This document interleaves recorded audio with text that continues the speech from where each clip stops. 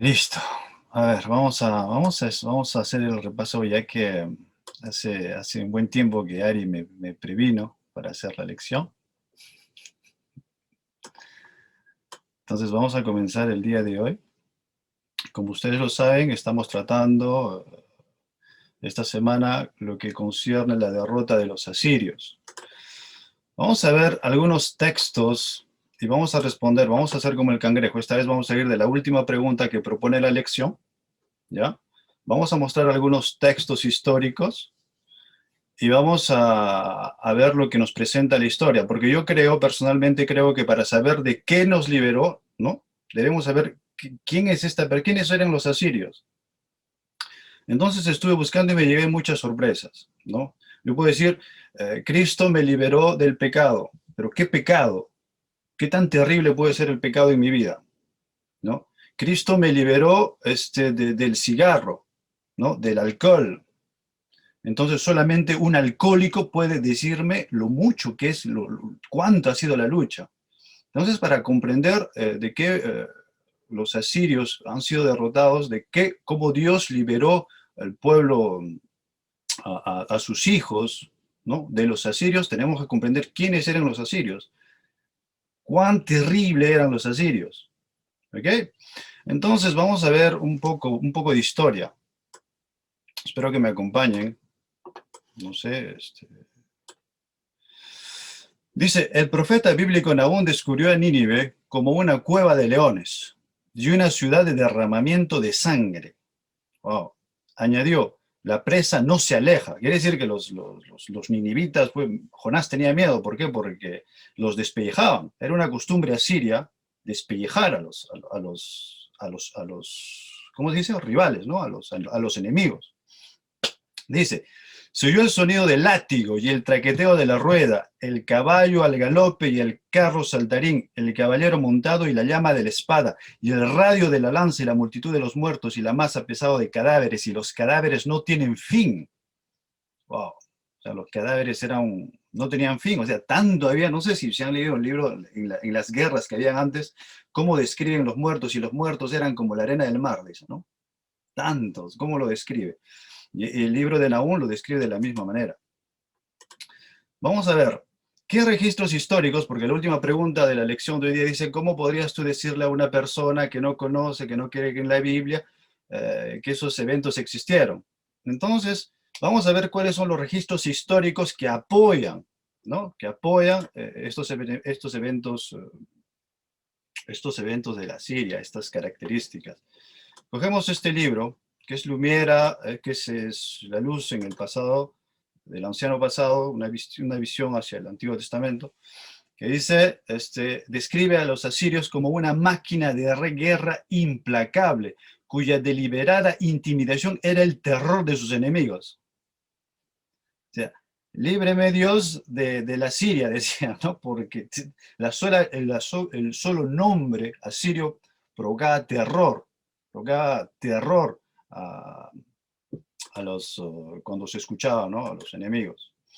Miren este gráfico, miren esta imagen del Museo de Londres, y miren lo que dice este mismo autor. Dice, concernando a Surnasirpal II, miren cómo describe el castigo que hacían a sus esos. Dice, edifiqué un pilar delante de la puerta de su ciudad y desollado a todos los jefes.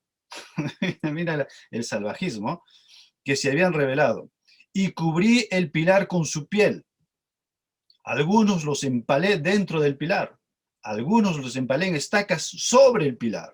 Ustedes saben qué es empalar, ¿no? ¿Saben qué es empalar? ¿No? Es atravesar con un palo todo el cuerpo desde abajo hacia arriba. Entre paréntesis, Ladislao Draculia, el conde Drácula, lo que muchos conocen, la historia de los países del este, lo reconocen como un héroe. Este era famoso, era el gran empalador, ¿no? Como dicen en Perú, los hacía anticucho, ¿no? Los atravesaba y los dejaba como muestra. Eso intimidaba a los enemigos. Y miren lo que dice, y corté los miembros de los oficiales reales que se habían rebelado contra mí. A muchos cautivos, entre ellos los quemé en el fuego, y a muchos los tomé como cautivos vivos. Esa era la costumbre, eso. De eso el pueblo de Dios se liberó. Debemos comprender ese salvajismo, porque si decimos Dios los liberó, ok, pero ¿de qué los liberó? ¿No? Miremos bien. Cuando los arqueólogos excavaron palacios reales en Asiria, encontraron las paredes decoradas con escenas horribles de todo el trato que se inflige. Miren un poquito la imagen, no sé si la llegan a ver bien, ¿no?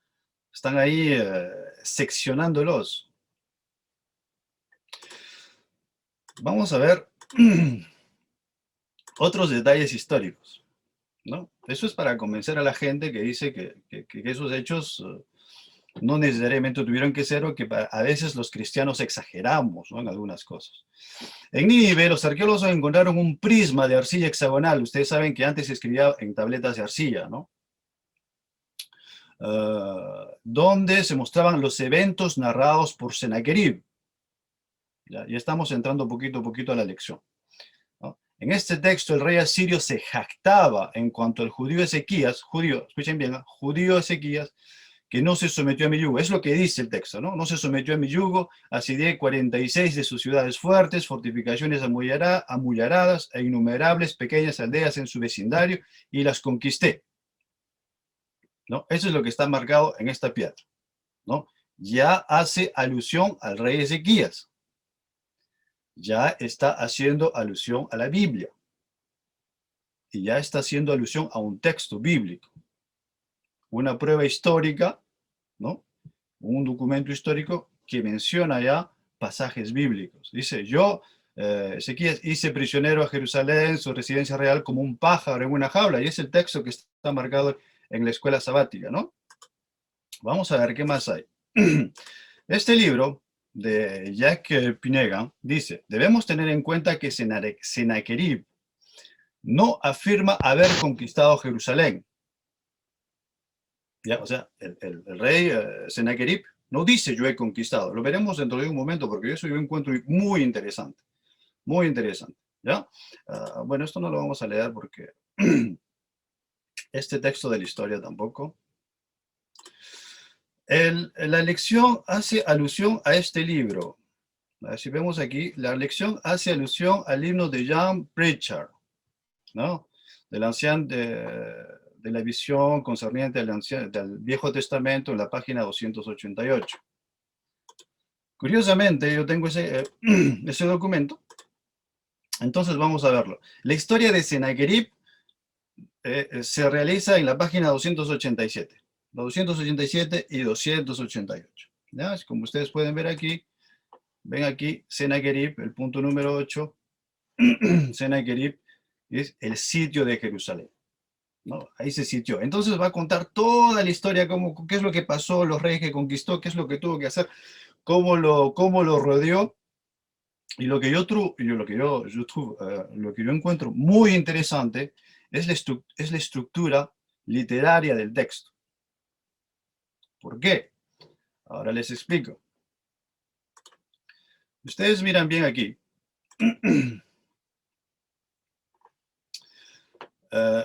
Dice, ¿no? Yo comencé la campaña, yo sitié, ¿no? Y miren lo que dice aquí, miren lo que dice esta parte. Esta parte dice, cuando yo lo sitié, ¿ya? Cuando continué mi campaña, habían ciudades que no se sometieron rápidamente. O sea, miren la prepotencia. O sea, yo quería que se sometieran hoy día, no se sometía, ¡guau! Espada. ¿Ya? ¿Ya? Los conquisté y dice, me llevé sus despojos. O sea, los masacré y acabé con todo lo que estaba ahí. Miren qué terrible, miren la mano de Dios de lo que nos liberó. Y lo que dicen los textos, si ustedes miran, si ustedes les envío el documento, PDF, lo que dice el texto, y siempre agradece a su Dios, ¿no? Cada vez que va a conquistar un pueblo y dice yo, convencido por el dios Azur y todo eso, yo fui y ataqué y me dio la victoria y todo eso, y siempre hace alusión. Pero si en cambio, ay, aquí me equivoqué, cuando llega a la famosa frase en la página 288 que dice la lección, utiliza no utiliza nada, no utiliza nada. No dice efectivamente que lo tomó cautivo, ¿ya? Dice simplemente yo mismo hice prisionero a Jerusalén de residencia, estuve en la residencia como un pájaro en una jaula, yo lo rodeé con movimientos, y no figura en ningún momento que dice que lo he conquistado, porque si ustedes miran toda la trayectoria, dice yo llegué, lo conquisté, lo vacié, le quité todo lo que tenía. No, exacto, ¿no? Los despojos eran signos de triunfo, ¿no? Entonces, si ustedes miran todo el texto, ¿cómo se llama? Este rey eh, dice, narra sus conquistas, pero cuando llega al momento en que va a narrar el sitio de Jerusalén, dice que no lo conquistó, simplemente dice que lo rodeó, ¿no? No dice lo conquisté.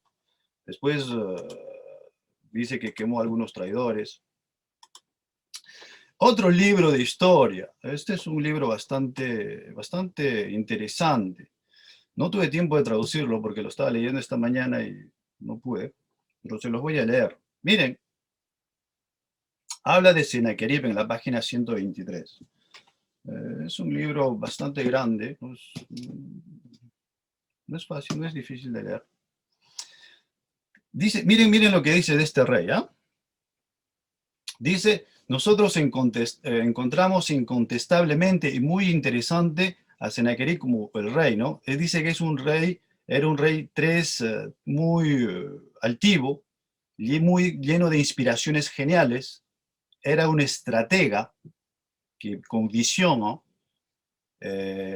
Todo el mundo lo amaba, era un arquitecto espléndido, era un inventor de soluciones, creó, ¿cómo se llama?, las funderías de bronce, empezaron a trabajar el bronce, era un gobierno que trabajaba el bronce, y instauró dispositivos de irrigación para hacer llegar el agua a sitios donde no llegaba, ¿no?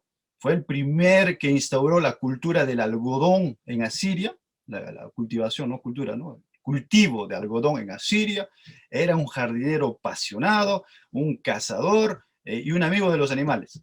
Wow. ¿No? Y esta persona, ¿no? Altiva, no sé si ustedes han leído el libro que habla del rey Nabucodonosor, ¿no? Este es un libro también bastante simpático.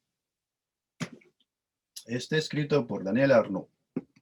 Ese libro habla de cómo el contexto social de los babilonios y de los asirios influía en el carácter del gobernante, ¿no? ¿Por qué? Acuérdense que cuando hablamos de Nabucodonosor en la lección, ¿no? No, ¿cómo se llama el otro rey? Bueno, me olvidé. Cuando los reyes babilónicos y los reyes asirios no solamente eran instruidos, eran criados para ser rey, ¿no? Sino que el pueblo mismo clamaba sus nombres. Y el clamor de los pueblos, dice el contexto social, hacía que el rey se volvía altivo y se creyera divino, ¿no? Es por eso que a veces la historia de esos monarcas nos enseña que nosotros debemos decirle no al yo, ¿no? A veces dice, por ejemplo, esta persona sabemos, no, eso es lo que el Señor me ha dado. Eso yo encuentro bastante interesante en la historia. ¿Qué más nos dice? Aquí, en esta parte, en la página siguiente, nos va a decir, aquí les digo, aquí les leo, dice, Sennacherib concerniente al sitio de Jerusalén en el año, aquí dice en el año 701, dice que necesitó mucho dinero, mucha preparación, la Biblia nos habla de eso, ¿no? Lo describe este libro de historia. No es un libro cristiano, es un libro simplemente, la Biblia lo narra esto, dice. Y dice, no tuvo suceso, ¿no? El texto dice, este libro dice, este rey que fue inteligente, este rey que tuvo todo, que hizo construcciones, que inventó esto, que inventó aquello, este rey, cuando quiso ir a Jerusalén, no consiguió nada. Imagínense, ¿no? ¿Qué más vamos a ver? ¿Cuál es el resto de la historia de la lección? ¿Cuál es el resto de la historia? A ver, dice, Entonces, Isaías, hijo de Amós, eso ya es la parte de la pregunta, ¿no? La que les hace, ¿cuál es la parte de la historia? Entonces yo les pregunto, ustedes que han leído, que han leído la lección, ¿cuál es el resto de la historia concerniente este, a lo que hemos estado viendo, concerniendo al rey Sennacherib? ¿Mm? ¿Cuál es el resto de la historia? Según el texto de Isaías 37, del 21 al 37.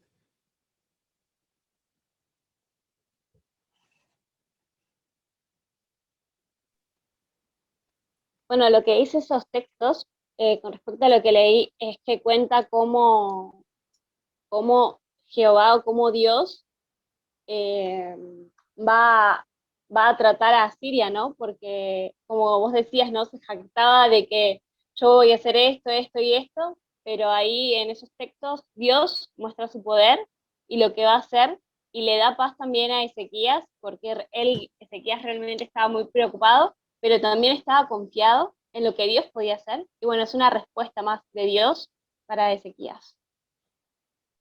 Claro, y lo hablamos ayer, ¿no? Cuando una persona está en un problema, cuando una persona psicológicamente, hablamos un poco de psicología, cuando una persona está en estrés, ¿cómo se dice?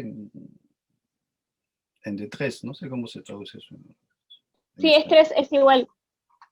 Y cuando una persona está en un estado de urgencia, en un estado de alarma, está en peligro, va a llamar a la persona que es más próxima, a la persona que tiene más confianza, ¿no? Lo hablamos un poquito ayer. Cuando un niño se cae, cuando un niño está en problemas, a la primera persona que llama es a la persona que quiere más o que tiene más acercamiento, ¿no? Generalmente los niños siempre llaman a la mamá, ¿no? Porque la mamá, como el padre trabaja, la mamá siempre está en la casa y la mamá es la que inspira más confianza al niño. Entonces, la respuesta que hizo el rey, ¿no? De Ezequías, cuando estuve en una situación de peligro, no se confió. Hay muchos reyes que se confiaron, ¿no? Saúl, cuando estaba en una situación de peligro, fue y consultó un vidente, ¿no? Y vemos que los distintos reyes miraban a los sabios, ¿no? En este caso, en esta situación en esta situación de urgencia, vamos a ir, no sé cómo podría traducirse eso en español, en esta situación, lo primero que se le pasó en el corazón al rey Ezequías es arrodillarse y pedir a Dios, ¿no? Entonces, yo pienso que eso es un ejemplo para cada uno de nosotros, ¿no? Y eso depende, el estado, como le digo, eso es una respuesta psicológica, ¿no? Es una respuesta psicológica. Es un cuerpo que hace un automatismo. Usted tiene peligro, es como se llama, acción-reacción. Usted está en peligro, reacción. Su cerebro se va automáticamente con la persona con la que usted tiene más confianza. Ahora, y eso se basa simplemente, en los libros de psicología lo dice, eso se hace con lazos, no sé cómo se dice, con lazos, con una relación. Eso simplemente existe como resultado de una relación. Ahora, la pregunta que se tiene que hacer es, ¿cuál es vuestra relación con Dios? ¿No? Es que usted está capaz o usted ha llegado al punto de hacer una relación que cuando usted está en un estado de extrema urgencia, la primera reacción que se viene es doblar sus rodillas y pedirle a Dios, ¿cómo se llama? O confiarse a Dios y pedirle su ayuda, ¿no? Esa es la situación de un niño cuando se cae, mamá, cuando se hace algo, papá o mamá, cuando un amigo tiene un problema, llama a otro amigo, porque ese es su mejor amigo de confianza, ¿no? Busca una estabilidad, ¿cómo se dice? Un entorno de seguridad. Y lo que nosotros debemos saber es que nosotros debemos desarrollar ese entorno de seguridad en una relación con Dios, a tal punto que se crea esa acción-reacción. Me cargo, Señor, ¿no? Elena de White dice que nosotros, la vida del cristiano, uh, ¿cuál es la frase? Textualmente dice, cada respiración del cristiano debe ser una oración. Y no es por eso que Pablo dice, ¿no? Todo lo que hacéis, hacedlo para gloria y honra de vuestro Señor. ¿Y qué es lo que hacéis? Cuando dice hacéis es una palabra general, ¿no? Todo lo que hacéis, dice, todo lo que hacéis. ¿Qué hacéis? Ustedes comen, ¿no? Ustedes duermen, ustedes hablan, ustedes trabajan, ustedes hacen todo eso. Entonces Pablo está diciendo, todo lo que ustedes están haciendo, háganlo por su Señor. La pregunta que tenemos que hacer, ¿cómo comemos? ¿Cómo vivimos? ¿No? Es bonito ver testimonios como el de hace un momento, ¿no? Que nos dice, yo necesitaba esto y el Señor me lo dio, efectivamente, ¿no? Nuestro Señor es un Señor de detalles. Y no hay más bonito, y eso lo saben las chicas, o los chicos, no hay nada más bonito que nuestra pareja sea detallista, ¿no? Y eso el Señor es con nosotros, un Señor de detalles, un Señor que se preocupa cuando nos levantamos, cuando estamos a mediodía, cuando comemos, ¿no? Nuestro Señor, nuestro Dios, es un Dios de detalles, es un Dios de amor, es un Dios de instantes, ¿no? Es un Dios de momentos, es un momento aquí, un momento allá, es un Dios de toda la vida, es un Dios de amor, ¿no? Ese amor que nuestro Señor tiene hacia nosotros, ese es el amor que llevó a proteger a ese pueblo en ese momento, ¿no? Voy a proteger a mi pueblo, ¿no? Voy a proteger. Si ustedes miran el resto de la lección, dice, en respuesta a la oración de fe indivisa de Ezequías, Dios envió a Judá un mensaje de total seguridad, cargado de furia contra el orgullo rey asirio que se atrevió a bofetar la cara al divino rey de reyes. Los textos que nos da son 2 Reyes, Crónicas, bueno, si ustedes lo pueden mirar en su casa. Dice, una gran crisis requiere un gran milagro. ¿No? No sé si ustedes han visto, existe una novela, no sé cómo se dice en español, creo que hasta hicieron una película, tener fe como de potatoes, como algo de papas, ¿no? Este señor, es una historia verdadera, este señor evangelizó una parte del África y sembró papas cuando, cuando había sequía. Ustedes saben que las papas necesitan harta agua, ¿no? Y él sembró papas y le dijo a todo el pueblo, le dijo, para las condiciones para un milagro es que las probabilidades sean mínimas, pero las condiciones para un gran milagro es que sea imposible. Y esa es la verdad. Nosotros estamos también hablando del Dios de los imposibles. Estamos hablando del Dios de los imposibles. ¿Quién le iba a hacer frente al ejército asirio? ¿Pero quién?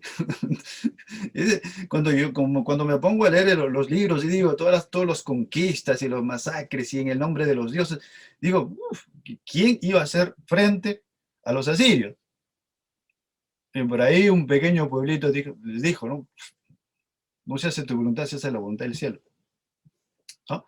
Entonces, esta frase es muy, muy, muy bonita, que dice, una gran crisis requiere un gran milagro, y este sí que fue grande, dice. El número de muertos fue elevado, 185.000. Es por eso que hace un momento les mostré el autor, ¿no? Este autor, que dice que la campaña que se hizo contra Jerusalén costó mucho, ¿no? Los autores nos dicen que costó mucho, y nos dice 185.000 soldados, es bastante costosa, ¿no? El libro de Profetas y Reyes dice, lo encontrarán también en la lección, dice, el Dios de los hebreos había prevalecido contra el orgullo asirio. El honor de Jehová había quedado vindicado ante los ojos de las naciones circundantes. En Jerusalén el corazón del pueblo se llenó de gozo, ¿no? Pero lo que yo encuentro más interesante todavía es la frase que viene siguiente. No sé por qué no la han puesto en la lección. Es muy interesante. Dice, sus fervorosas súplicas por liberación habían sido acompañadas de la confesión de sus pecados y de muchas lágrimas. Escuchen bien porque este es un tips, ¿no? Cuando ustedes o cuando nosotros empecemos a pedirle, a arrodillarnos a nuestro Señor, consecuencia de nuestra relación, ¿no? Miren lo que le dice, nuestras oraciones fervientes, acompañadas de las confesiones de nuestros pecados y de lágrimas. Eso es muy, muy interesante. Yo les invito a reflexionar en eso. Ustedes cuando van a pedirle a Dios algo, cuando están estableciendo esa comunicación con Dios, miren el estado de sumisión y de reconocimiento, lo tan miserables que somos, y es en ese estado que Dios nos acepta. ¿No? Dice, sus fervorosas súplicas por la liberación habían sido acompañadas de la confesión de sus pecados y de muchas lágrimas. En su gran necesidad habían confiado plenamente en el poder de Dios para salvarlos, y Él no los había abandonado. Repercutieron entonces a los atrios del templo cantos solemnes de alabanza. Esta última parte dice, además, si Sennacherib hubiera conquistado Jerusalén, habría deportado a la población de tal manera que Judá habría perdido su identidad, etcétera, etcétera. Eso ya es un poquito relevante, ¿no?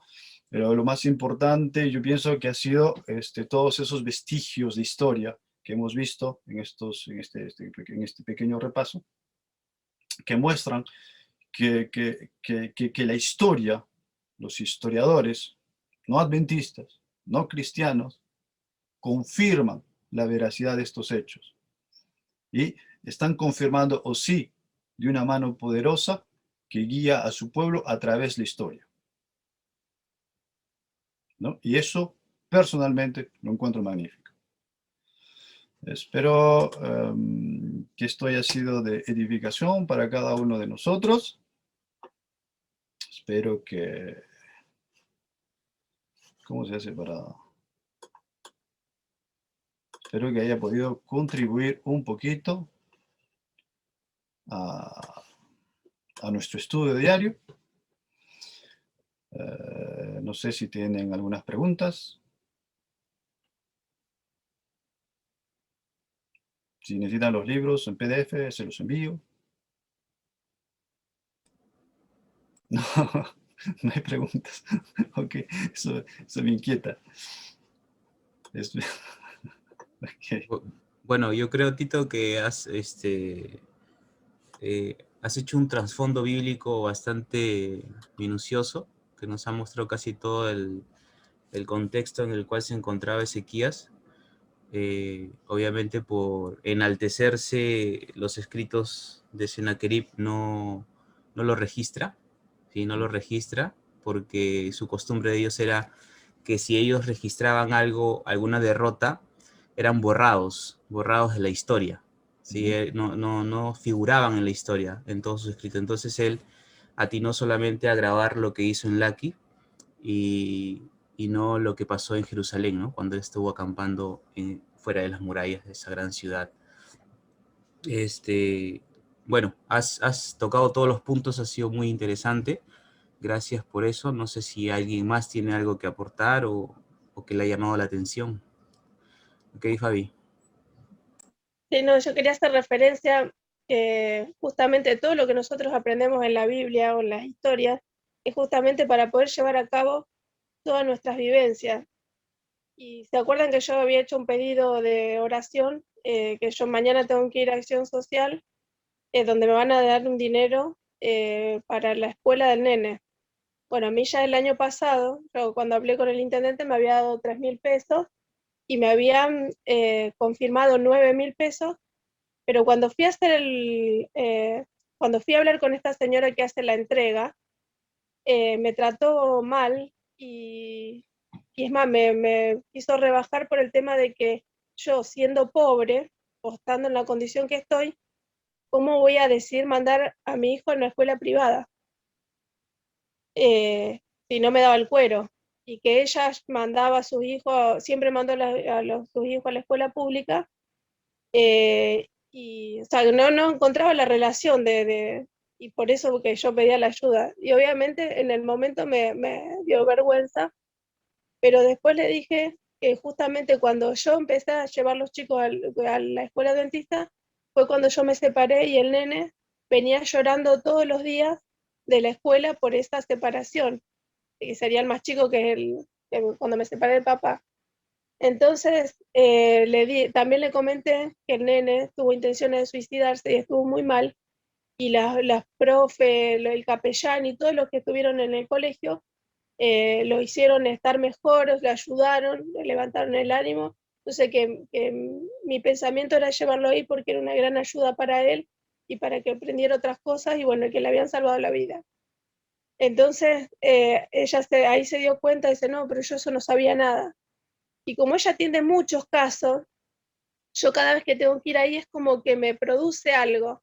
Entonces, viendo cómo Dios hace todas estas cosas, realmente a mí me produjo tranquilidad de saber que voy a ir y que Dios va a estar conmigo y que Dios va a tocar el corazón y va a ser de testimonio para las otras personas para que puedan entender lo que Dios es en mi vida.